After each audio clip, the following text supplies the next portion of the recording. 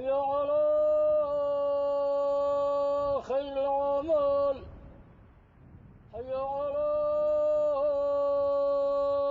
خير العمل الله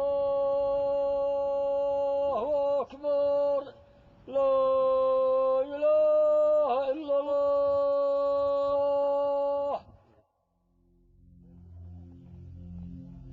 Al-Abbas Mosque was built in the rugged mountains of Yemen 878 years ago. It's one of the oldest and best preserved of Yemen's cube-shaped mosques, a building with great cultural and historic value.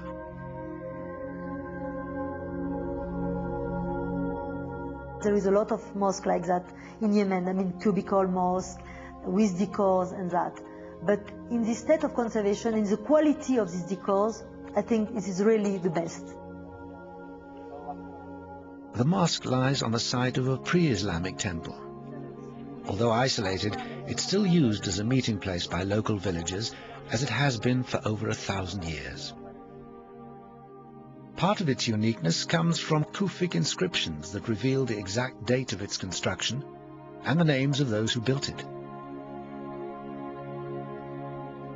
Its true wonder lies in the wooden ceiling, carved and decorated with richly colored floral and geometric patterns.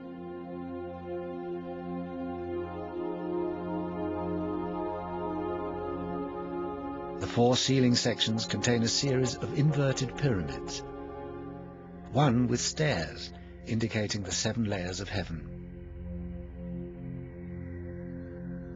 This masterpiece could have ended up in a museum. Instead, it was lovingly restored and retained in the mosque where it belongs.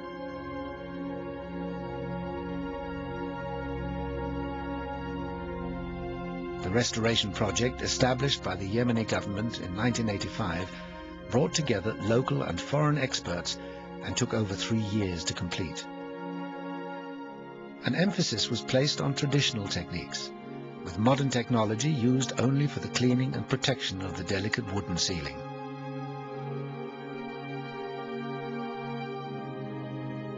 The restoration was based on minimum intervention, with parts of the original decoration left untouched.